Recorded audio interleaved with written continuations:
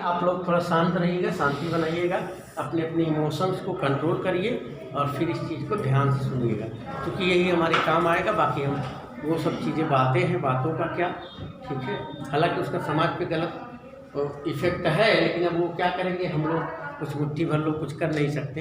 तो अब हमको क्या करना है, अपना जो कर्म करना है और जो भी है, जब भी आए लेट लपेट आए, बस परीक्षा दे के सिलेक्शन लेंगे।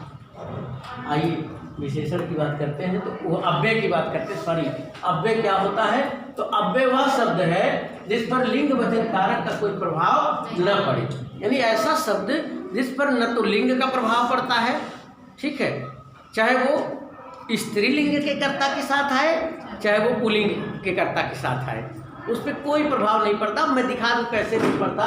देखिए एक शब्द है, ठीक, जो है राधिका धीरे धीरे रोती है। अब राधिका की जगह अगर हम कृष्ण को कर दे, कृष्ण धीरे धीरे रोता है, तो धीरे धीरे कोई प्रभाव पड़ा? नहीं पड़ा ना, लेकिन क्रिया पे प्रभाव पड़ जाएगा, ये रोती की जगह रोता हो जाएगा, ठीक है। लेकिन ये अव्यय जो है इस पर कोई प्रभाव नहीं पड़ रहा है, ठीक है। कृष्ण के संग राधा भी पूजनीय है, ठीक है। अब अगर यहाँ हम कर दें कि राधा के संग कृष्ण भी पूजनीय है, तो संग के संग वाले में ये अव्यय है, तो ये प्रभाव पड़ा? नहीं पड़ेगा। आपने देख लिया। आगे देखिए, कोई उदाहरण ले लीजिए। मान लीजिए सचिन और सौरभ खेलते हैं। अब सचिन और सौरभ खेलते हैं, अगर हम कह दें हरमनप्रीत कौर और वो कौन वर्मा करके है, शेफाली वर्मा खेलती है।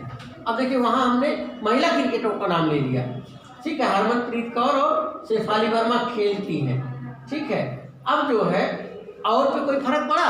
नहीं पड़ा ना।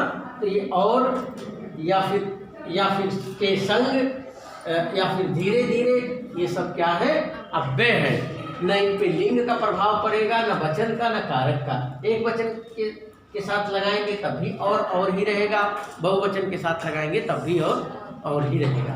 कारक का भी प्रभाव इस पर नहीं पड़ता, ठीक है। कौन सा कारक है? कर्ता कारक है, कर्म कारक है, ठीक है, संप्रदान कारक है, अपादान कारक है, अधिकरण कारक है, संबोधन कारक है, उसका भी कोई प्रभाव नहीं पड़ता, ठीक है। आगे देखिए कैसे नहीं पड़ता, आपने देखा। अब इसमें जो है ये शब्द, कुछ शब्द यहाँ दे रहा हूँ मैं कि यथा और वाह, इसलिए, क्योंकि, जो कि, ताकि, ठीक है। इसके अरे, आह, वाह, ठीक है, के समीप, के बिना, ठीक है, रहित, सहित, सदृश, ठीक है, अब, तब, जब, धीरे धीरे, तेज तेज, ठीक है। ये सारे शब्द जो है क्या है? अव्यय है। अब ये अव्यय कितने रूपों में आते हैं, कितने रूपों में आते हैं, वही जो है अव्यय का प्रकार है। तो अव्यय का पहला जो प्रकार है वो है क्रिया विशेषण अव्यय, जिसे हम इंग्लिश में एडजेक्टिव कहते हैं। एडजेक्टिव वो शब्द होता है जो है नाउन एंड प्रोनाउन का नाउन और प्रोनाउन तथा वर्ब की क्या करता है? विशेषता बताता है। मुख्य रूप से किसकी? क्रिया की। तो यानी क्रिया की विशेषता बताने वाले अव्यय को क्रिया विशेषण अव्यय कहते हैं, ठीक है। आप देख रहे क्रिया और विशेषण, यानी क्रिया विशेषण क्या होता है? विशेषता बताता है, और क्रिया यानी कार्य करने की का भाव जो होता है वही क्रिया होती है। यानी किसी कार्य के करने के भाव की जो विशेषता होता है वो क्रिया विशेषण है। यानी क्रिया की जो विशेषता बताने वाला अव्यय हो वो क्रिया विशेषण अव्यय होता है। 60 फॉर्म में इतना जानिए, क्रिया की विशेषता बताने वाला अव्यय क्रिया विशेषण है। अब जैसे कोई भी क्रिया, वो धीरे धीरे चलता है, वह तेज खेलता है, वो धीमा लिखता है, ठीक है, वो जो है धीरे धीरे गाता है, राधा धीरे धीरे मुस्कुराती है। यहाँ पे कुछ उदाहरण दिया है। सूरज तेज दौड़ता है, राधिका धीरे धीरे रोती है, ठीक है, वो अकस्मात गया, अकस्मात यानी अचानक। यहाँ समय का बोध हो रहा है, यहाँ समय का बोध हो रहा है। आदित्य अब पढ़ने आएगा, यहाँ भी समय का बोध हो रहा है, ठीक है। किरण आजकल खाना पकाती है। किरण क्या कर रही है? आजकल खाना पका रही है। यहाँ भी समय का बोध हो रहा है, यहाँ भी समय का बोध हो रहा है। और सचिन धड़ाधड़ गेंद मारता है। सचिन कैसे गेंद मारता है? धड़ाधड़ गेंद मारता है। तो यहाँ रीतिवाचक है। तो अव्यय की विशेषताओं की भी बात कर देते हैं। अव्यय की जो विशेषताएं होती हैं वो क्रिया विशेषण अव्यय के प्रकार की हम बात करते हैं। तो क्रिया विशेषण अव्यय का जो प्रकार होता है वो 5 प्रकार का होता है।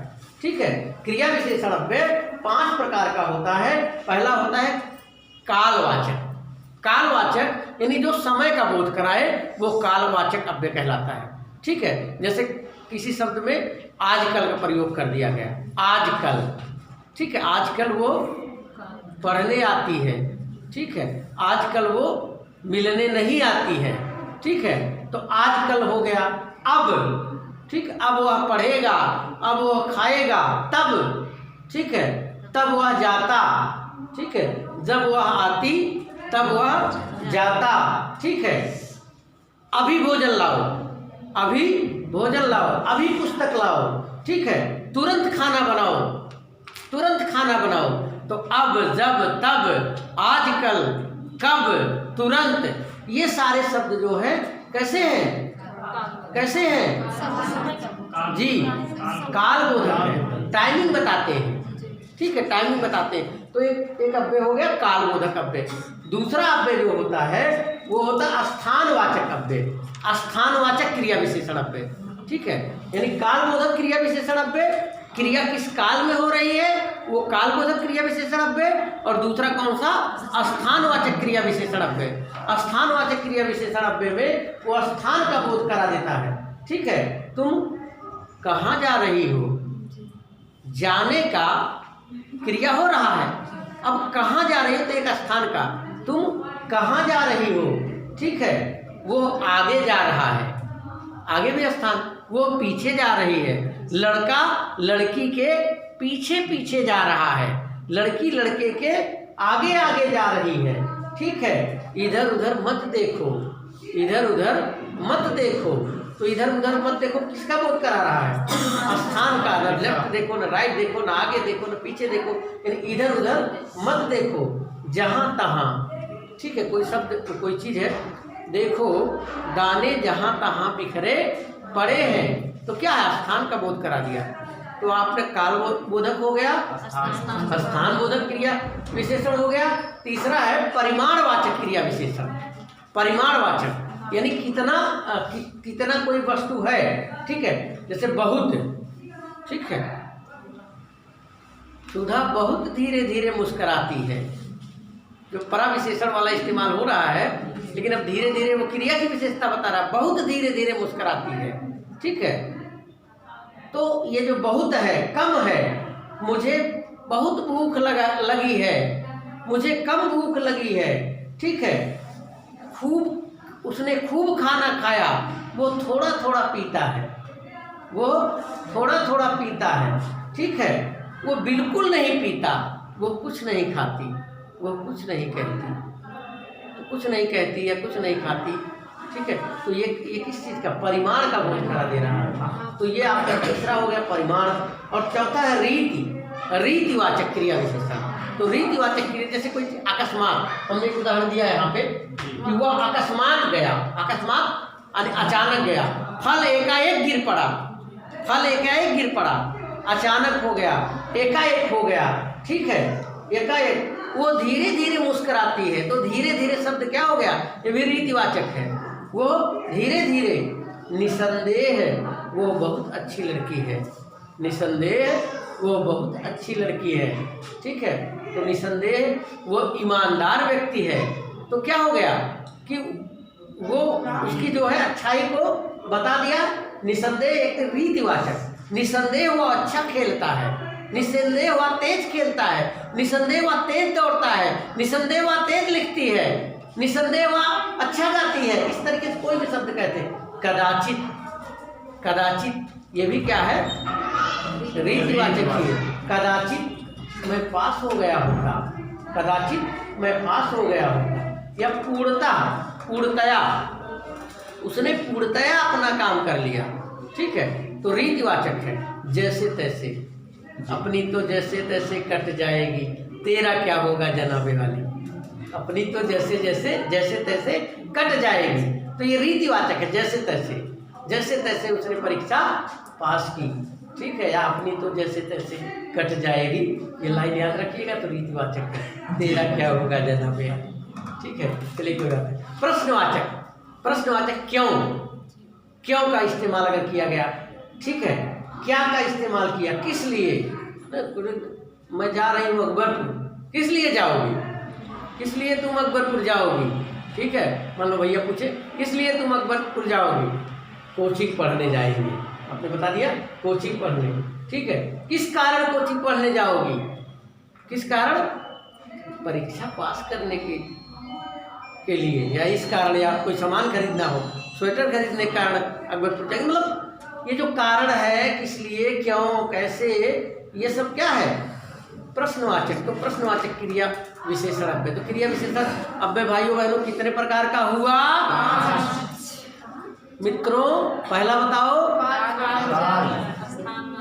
कालवाचक, स्थानवाचक, रीतिवाचक, परिमाणवाचक, प्रश्नवाचक।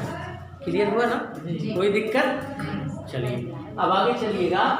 संबंध बोधक, संबंध बोधक अव्यय, यानी किसी संज्ञा या सर्वनाम का क्रिया से जो संबंध होता है, उसका संबंध बताने वाला अव्यय जो होता है, वो संबंध बोधक अव्यय कहलाता है। यानी जो रिलेशन स्थापित करे, ठीक है, इसको हम प्रीपोजिशन कहते हैं। प्रीपोजिशन यानी किसी शब्द के पहले आकर के उसकी स्थिति को स्पष्ट कर दे कि दोनों में क्या रिलेशन है, ठीक है। तो कृष्ण के संग राधा भी पूजनीय है, मोदी जी के साथ स्मृति ईरानी भी मंत्री है, ये भी बन जाएगा। मोदी जी के साथ स्मृति ईरानी भी मंत्री है, ठीक है। उसके बिना तुम कुछ नहीं हो, मोदी जी के बिना स्मृति ईरानी कुछ नहीं है। अब उसको उदाहरण लगाना, सोनिया जी के बिना मनमोहन कुछ नहीं है, वो अर्थशास्त्री हैं, ऐसी बात नहीं है, ठीक है। हाँ वो प्रोफेसर है, अर्थशास्त्री हैं, ऐसे नहीं कुछ नहीं, तो अलग बात। चलिए, घर के समीप मधुशाला है, घर के समीप पुस्तकालय है। देखिए के समीप, घर की ओर फुलवारी है, के ओर की ओर, संबंध बोधक ना। देखिए घर, आपका जो घर है उसकी ओर फुलवारी है, तो घर और फुलवारी का संबंध बता रहा है क्या, ओर संबंध, ठीक है। अब कहते प्रतिभा की ओर रूपा बैठी है, की ओर, सोनी की ओर किरण बैठी, सोनी की ओर से किरण झगड़ा कर रही हैं, जो भी कर दो ना। जब किसी का ओर लिया, ओर की बात हो, यानी रिलेशन बता दिया ना, ठीक है। ज्ञान रहित जीवन व्यर्थ है, रहित, ज्ञान रहित जीवन व्यर्थ है, धन रहित जीवन, धन रहित जीवन, ज्ञान रहित, मतलब कोई भी शब्द। राम सदृश, राम के समान, राम के जैसा, तो ये क्या है संबंध। सीता सदृश, गीता सदृश, ऐश्वर्या सदृश। जैसे मैंने किसी को कह दे, मान लीजिए, चलिए हम अनीता को कह देते हैं, अनीता ऐश्वर्या सदृश सुंदर हैं, ठीक है। मान लीजिए किसी को, सीता सावित्री सदृश सती हैं, तो ऐसे सदृश, तो ये सब क्या है। अब आते समुच्चय बोधक अव्यय, जिसे हम कंजक्शन कहते हैं, कंजक्ट करना, कंजक्ट करना, दोनों को मिला देना, ठीक है। कंजक्शन, दो या दो वाक्यों या वाक्यांशों को जोड़ने वाला अव्यय समुच्चय बोधक अव्यय कहलाता है। दो या दो वाक्यों को जोड़े, या दो शब्दों को जोड़े, या वाक्यांशों को जोड़े, तो ऐसा अव्यय जो कंजक्ट कर दे, जोड़ दे, ठीक है, वो क्या है, क्या कहलाता है, समुच्चय बोधक अव्यय कहलाता है।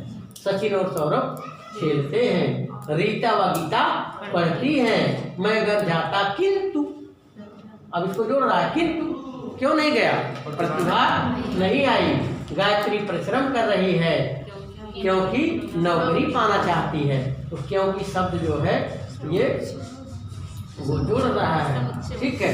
मैं जरूर अपना काम पूरा करूंगा, या मैं जरूर आऊंगा क्योंकि मैं झूठ नहीं बोलता, ठीक है, वो जरूर आएगी क्योंकि वो झूठ नहीं बोलती। चलिए इसी तरीके से जब इमोशंस को हम व्यक्त करते हैं, अपनी भावों को व्यक्त करते हैं, वो चाहे घृणा का भाव हो, चाहे वो प्रेम का भाव हो, चाहे क्रोध का भाव हो, चाहे आश्चर्य का भाव हो, ठीक है, या हम किसी को स्टूडेंट को क्या करते हैं, शाबाशी देते हैं, अपने बच्चे को प्रोत्साहन देते हैं, तो वो सब क्या होता है वहाँ पे विस्मयादिबोधक होता है। तो यानी जिस अव्यय से हर्ष, प्रेम, क्रोध, घृणा, विस्मय, शाबाशी, संवाद, संबोधन इत्यादि का भाव व्यक्त होता है वो विस्मयादिबोधक अव्यय कहलाता है। इसको हम इंटरजेक्शन कहते हैं। क्या कहते हैं? इंटरजेक्शन कहते हैं। जैसे हे राम बहुत देर हो गई, अरे राम हो बड़ा देर हुई है, ठीक है, अरे राम हो कोचिंगे छूट गए, अरे राम हो ट्रेन में छूट गए, अरे राम हो, अरे वाह बड़ी सुंदर लग रही है, अरे वाह बड़ी स्मार्ट लग रहे हो, ठीक है, शाबाश शाबाश बेटा, ठीक है, छी छी छी, अच्छे बच्चे ऐसा नहीं करते। मान लीजिए बच्चा जो है क्या कर दिया, सुसु कर दिया पैंट में, अपने पैजामे में, 1-2 साल का बच्चा है, छी छी छी, अच्छे बच्चे ऐसा नहीं करें। अब पता लगा लीपने लगा तो और कहीं छी छी छी, गंदी बात, छी छी छी गंदी बात, अच्छे बच्चे ऐसा नहीं करते, ठीक है, थोड़ा क्रोधित हो गया। अब पता लगा अब वो कर रहा है, इधर सब्जी जो है चढ़ी है भूज रही है, अब इधर बच्चा ऐसा कर रहा है जैसा हमने पहले बताया। अब क्या करेंगी, पति को लगा अजी सुनते हो, देखते नहीं, चिंटुआ जो है सुसु करके लीप रहा है, अजी सुनते हो, तो अजी सुनते हो ये क्या हो गया, विस्मयादिबोधक है। हाँ आवत है जल्दी, कहाँ होइगे, ठीक है, अरे तो जौन है हाथ एक बर्तन गिराए दे दी, कोई बात नहीं, वो समझने के लिए स्टूडेंट गांव देहात के भी होते हैं तो समझेंगे चीज़ों को। देखिए चीज़ों को समझने के लिए कुछ चीज़ें उस स्तर तक जाना पड़ता है, उस भावभूमि तक जाना पड़ता है ताकि स्टूडेंट कायदे से समझ सके। तो अजी सुनते हो या छी छी छी, ठीक है, शाबाश, ठीक है, हे राम, वाह, अरे इंडिया मैच ड्रॉ कर ले गई, अभी कल परसों मैच हुआ था, हमको विस्मय हुआ जिस स्थिति में खेल रहे थे, एक बार बाद में फिर सुधार हुआ, अरे इंडिया मैच ड्रॉ कर ले गई। तो मतलब इस तरीके से जब आश्चर्य वाली कोई चीज़ होती है तो हम क्या करते हैं, वहाँ पे विस्मयादिबोधक अव्यय लगाते हैं। तो इस तरह से आपने देखा कि हमने अव्यय को पढ़ाया और अव्यय के भेदों को पढ़ाया। तो स्वस्थ रहिए, मस्त रहिए। हिंदुस्तानी मानस पॉइंट चैनल को लाइक, शेयर और सब्सक्राइब करना ना भूलिए। जय हिंद, जय हिंदी।